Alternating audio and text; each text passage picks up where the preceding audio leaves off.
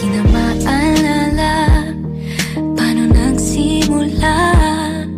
Ikaw ang laging nasa isip ko pa.